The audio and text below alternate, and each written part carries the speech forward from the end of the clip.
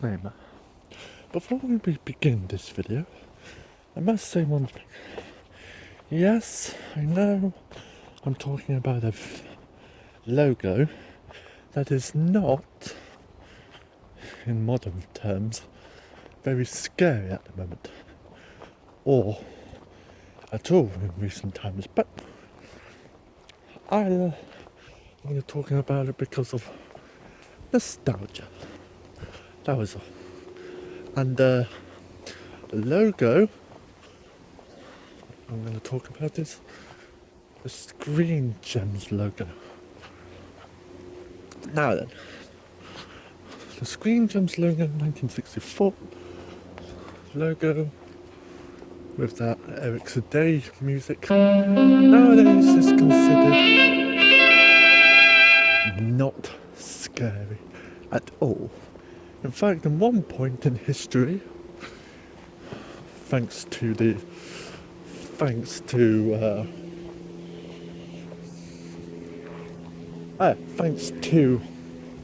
logo enthusiasts, was considered one of the all-time most overhyped and overrated scary logos in history.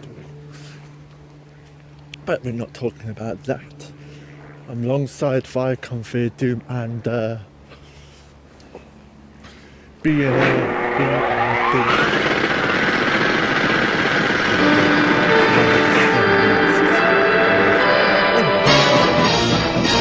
Today we are talking about the S from Hell. The S from Hell movie, or mock documentary from 2010. It was featured on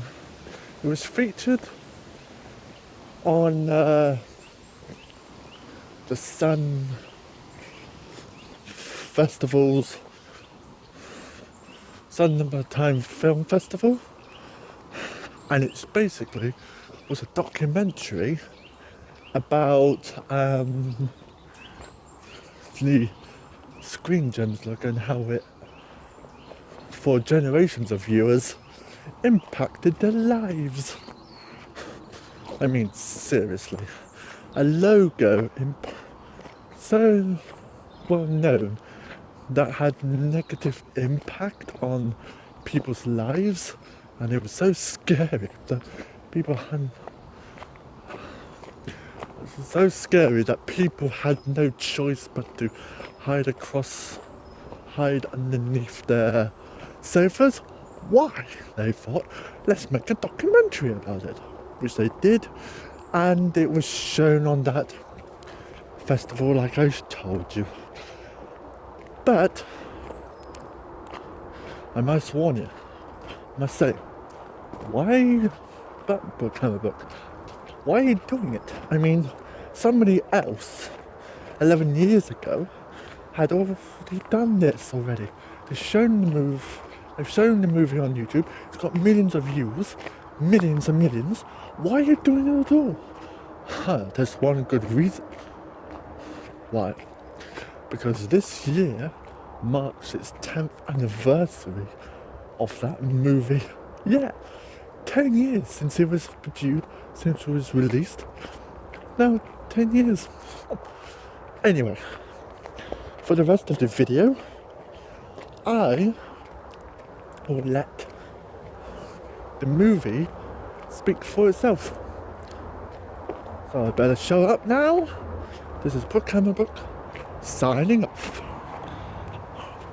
If you like what you see, hit like, comment and subscribe, and I'll see you next time.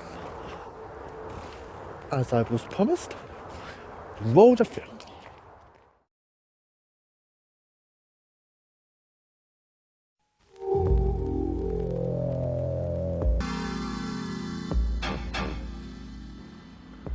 Oh yeah, what's odd is I don't remember specifically when it started. I think it just suddenly dawned on me that this thing that I was seeing after, something happy like The Flintstones or Bewitched was going to hurt me, or I don't know what I expected it to do.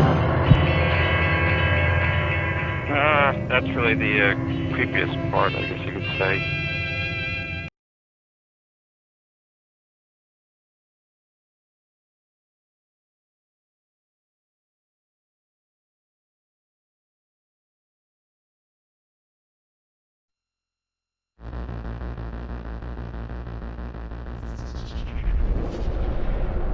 Screen Gems, a subsidiary of Columbia Pictures, was formed in 1939, initially to release animated cartoons. For decades, its name was presented as if carved from marble alongside the Columbia Torch Lady. This title treatment followed every Screen Gems production, seemingly without incident. In 1964, the company was rebranded with a newly designed modern logo accompanied by an 8-note synthesized melody composed by Eric Sidé. This pairing caused widespread fear and unease in an entire generation of TV-watching children. To this day, it's known as the S from Hell.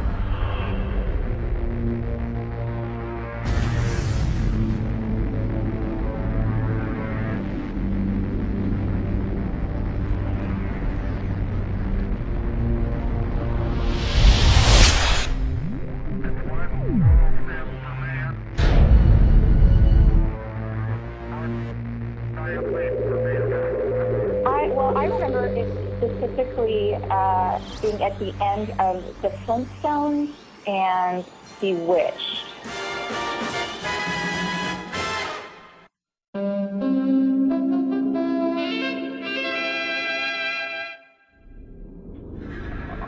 People have different names for it. They also call it the personification of all things evil. And of course, the S from Hell. The Screen Gems logo, it was a red whirling kind of a stylized S on a yellow background, and it would come from it would come together on the screen amid this really horrific Moog synthesizer music.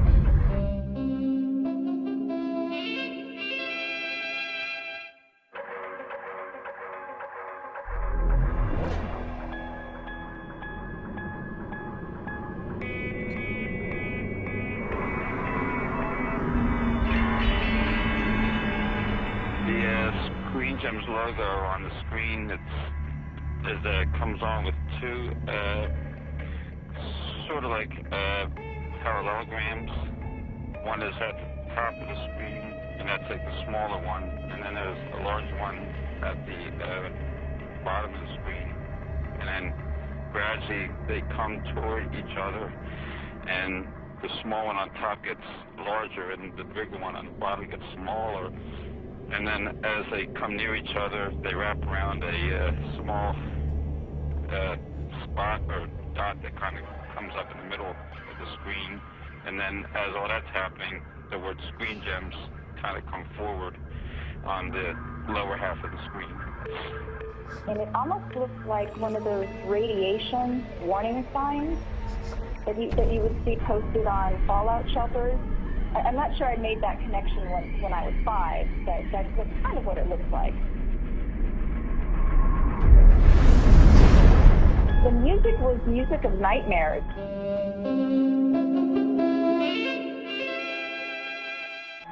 It's the kind of stuff that you would wake up from a nightmare screaming. It was so horrific.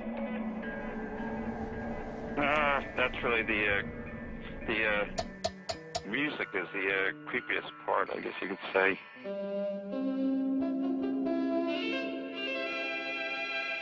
It was this distorted, staticky, poppy, synthesized Moog music. It was unearthly.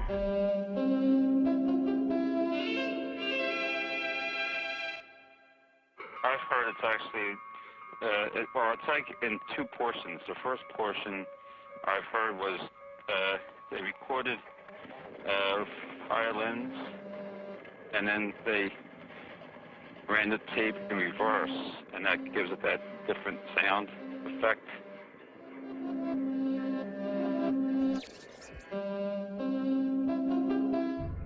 And then the second half, it's like two tones. I think that's the synthesizer kind of like cranked up. I'll tell you what really got me and a lot of other kids, that end, you know, right there, the end, very hard.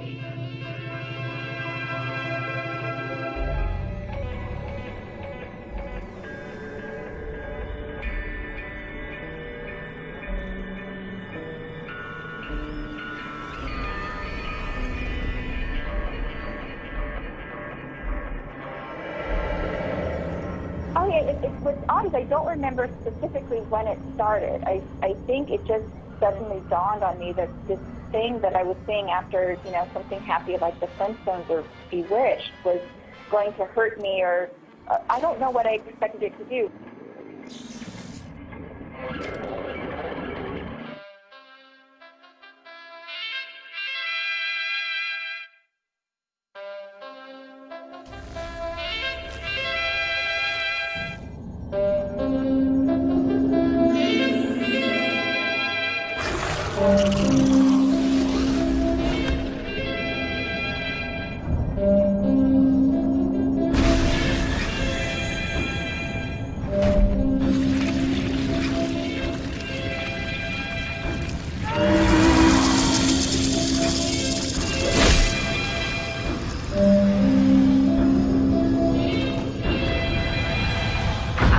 Sister, well, I still do, she's still around, and one of her favorite torments she liked to do was to hold me down and to brush her hair over me and say "Screen Jim" over and over,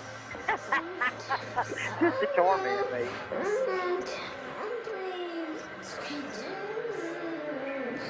This looks like a little spot that grows out of the middle of the screen. It looks like it's being attacked by the two parallelograms because they kind of wrap around it, kind of like enclosing it. I do remember specifically when the Flintstones were done and the theme music was over, I knew the exact spot. I remember specifically running away from it and hiding behind the couch.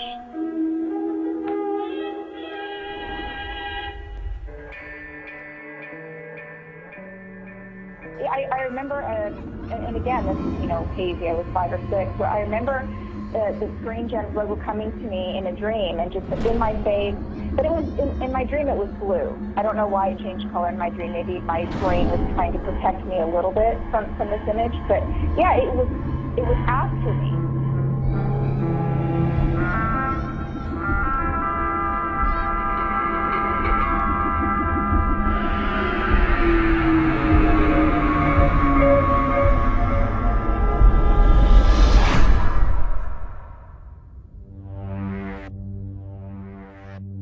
I don't think it was the intent of Columbia Pictures or Eric Today or anyone involved in the creation of that identification symbol to be anything negative.